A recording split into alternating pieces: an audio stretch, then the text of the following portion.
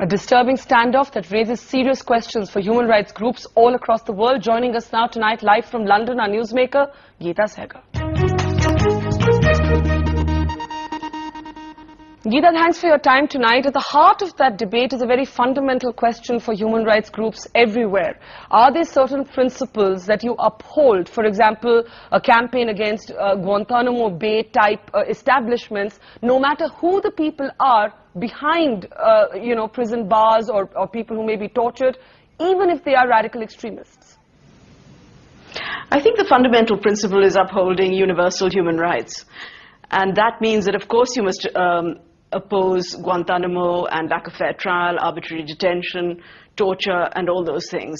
Those are fundamental principles that Amnesty campaigns for, and I have never opposed them. In fact, I've supported them both in my personal and my public capacity, but within and outside Amnesty. However, this is an issue of legitimation of groups who are for the destruction of human rights, and it is also a fundamental principle that we shouldn't support them in their views.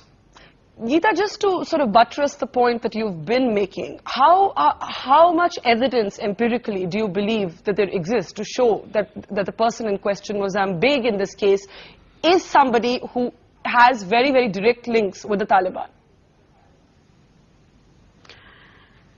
I think there's a considerable amount of evidence, not just of links with the Taliban, but of people associated with what are known as Salafi jihadi networks. And Begg was in Afghanistan by his own account. When he returns from Guantanamo in his book, he talks about his nostalgia for the old values that Afghanistan represented. And he doesn't mean Afghan society in general, or Pashtun society or anything like that. He's talking about the era of the Taliban, which he went there to support.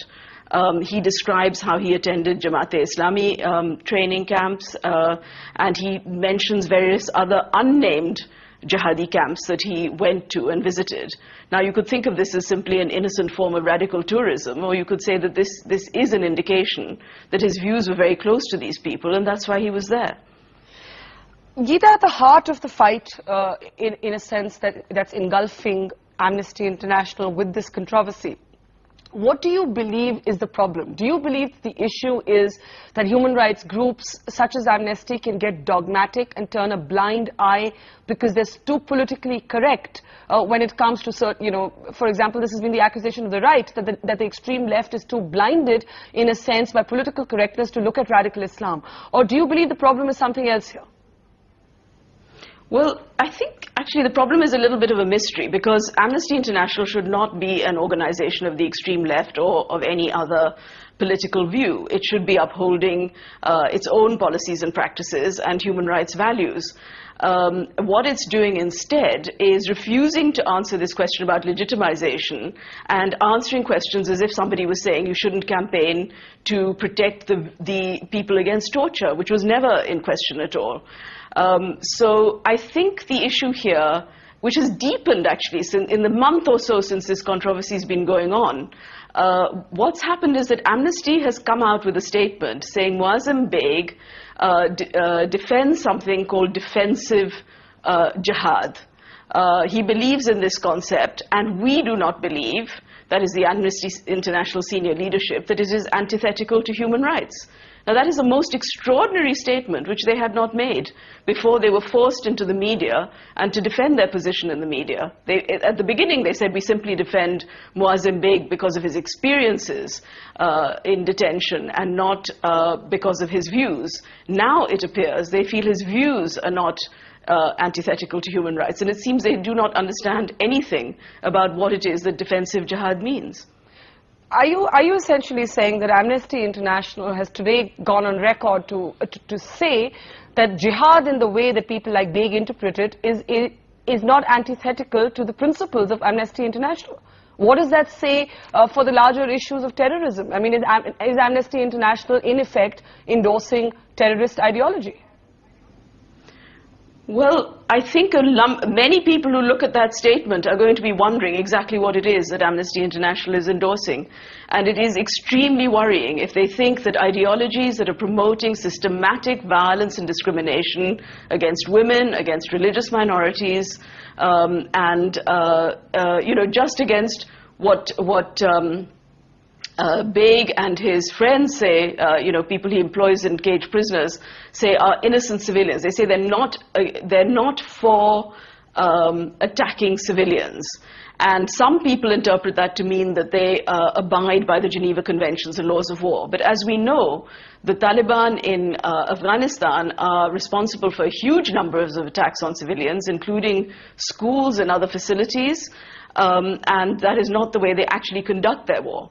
Also, this concept of jihad, according to Beg, in an article he wrote, is an individual obligation on all Muslims. Now, many Muslims would say that jihad is a spiritual obligation, it's about an intellectual and spiritual struggle. Not everybody believes it's about war. He specifically rejects that idea. He thinks that it is about war and it is an individual obligation and people should go and fight. And I think some parts of the left think that this is something to do with a national liberation struggle. And there are definitely Islamist organizations that have argued this position as well. And I'm just wondering where it is that Amnesty International is getting its advice. Is it getting its advice from extreme left-wing anti-war groups? Is it getting its advice from Islamist organizations?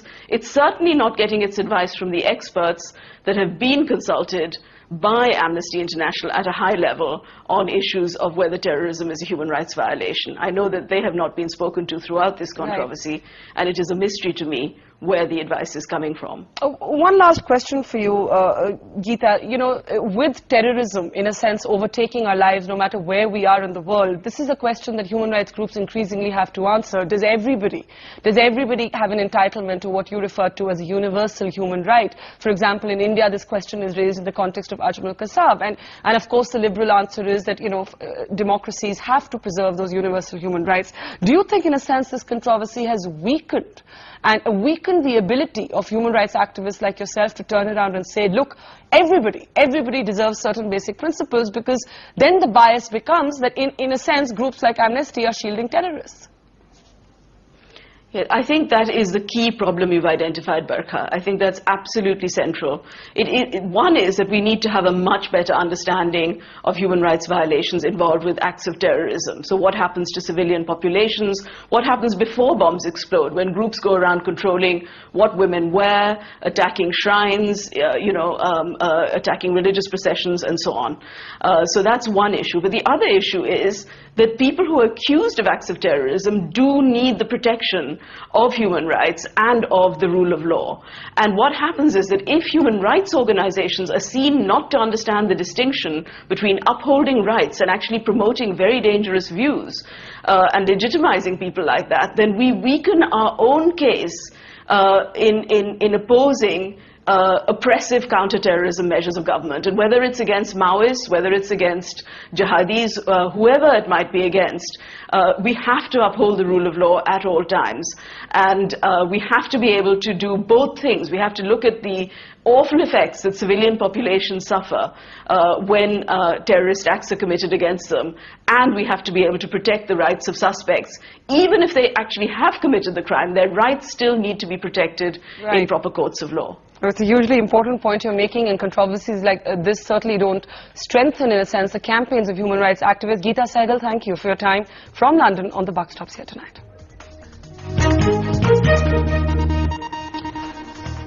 Scary story there, but we'll have to call it